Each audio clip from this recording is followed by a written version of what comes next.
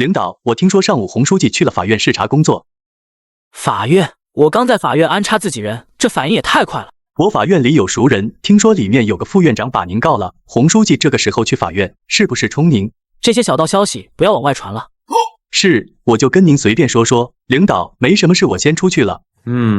林宇决定去政法委探探情况，毕竟在政法委的工作还需要洪波支持。办公室外，朱大能从电梯里出来，看到林宇。林书记，这次要出去？去政法委汇报工作。省厅又派督察组下来，王局让我请示，你要怎么安排？怎么又派督察组？谁知道省厅领导怎么想的？难道是孔亮的案子惊动省厅了？这肯定不是启听的意思，毕竟林宇刚和我通话，如果针对鹿城公安局，没道理不提醒。正常接待吧。好。15分钟后，林宇赶到政法委办公区，轻车熟路进入洪波办公室。洪书记的秘书从没有阻拦过他。洪书记来得正好，我正要找你。洪书记您先说。听说你对法院工作提出了不少建议。是我认为法院工作不到位，批评了武院长几句，让他们整顿。如果洪书记觉得有问题，我再让他们整改过来。洪波却赞道：我的意见就是没早对他们提出要求，你提的这些想法非常适合法院文明建设。今天我去了法院视察，听到的看到的都是夸赞，老百姓对我们工作很满意，这都是你的功劳。林宇放心不少，矜持道：这些不是我一个人的功劳，法院方面取得的成绩都是在洪书记领导下才取得的。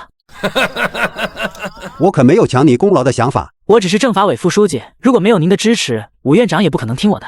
洪波满意点头，觉得林宇很上道，问道：你找我什么事？我想请几天假。这假我批了，不过请假理由要说得过去。洪书记，我们省厅级厅长给我一个读硕士的名额，我想请几天假去南大报名。读硕？洪书记很意外，一个正科也需要提升学历了，我都没机会。省政法委今年才2个名额，根本轮不到下面，在省里就瓜分了。省公安厅顶多里就1个名额，还把名额给了林宇。洪波若有所思道：你和齐厅长什么关系？林宇愣了下，洪波又摆摆手，不用说他也知道，这关系肯定不一般，比他之前想的还要亲密。提升学历对个人前途也很重要，这假我批了。谢谢洪书记。洪波觉得林宇关键时刻总能遇到贵人提拔，前途不能小觑。陆书记成立的筹备小组对你来说是一个机会。是。洪书记继续透露内幕道：过几天，陆书记会代表我们政府和一些实力雄厚的大集团签订投资合同，资金规模超过300亿，全部会落户到花桥经济开发区。林宇惊讶不已，陆书记动作真快，这300亿砸下去，花桥要起飞了。关于花桥发展问题，陆书记和黄市长一直争得很厉害，这不仅仅涉及地方发展问题，还关系到2位领导的前途。这个林宇知道，段秘书长向他介绍过。洪书记暗示道：上面领导升职，留下的位子也有人争抢。林宇心中一动，这些都是真正的内幕消息。洪书记的意思是，今年换届，韩副书记应该会动一动。林宇明白了，韩副书记动了，那副书记职位就空出来了。但你洪书记是想更进一步，和我有什么关系？我搞不懂，这么高级领导职位调整会征求我意见。洪书记暗示道：市委孟书记很欣赏你，有空你应该去市委汇报工作。你升官让我去跑关系，就算咱们都是陆书记的人，这要求也太离谱了。孟书记办公室大门朝哪开我都不知道，怎么汇报工作？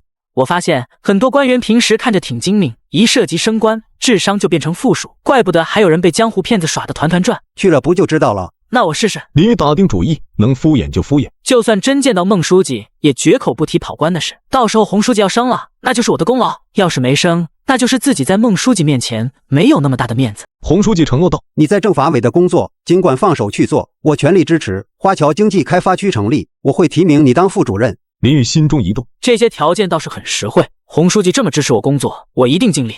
洪书记见林宇大义凛然同意，很是满意。他也没有把希望全部寄托在林宇身上，多一个后手总比没有强。苏省省会距离鹿城并不远，开车3小时就到。属于林宇的专车缓缓停在南大门口，司机小刘快速下车为领导开门。校门口，林宇慢慢打量这所全国排名前5的大学。同学，这里禁止停车。小刘没让保安打扰领导雅兴，快步上前交涉。这是我们领导今天来你们南大报名研究生。那也不行，学校有规定，校外车辆进出校园必须办理通行证，你们的还是外地车牌，不办不给进。小刘也不纠缠，掏出钱包道：多少钱？我们这按年计算，一张通行证3000。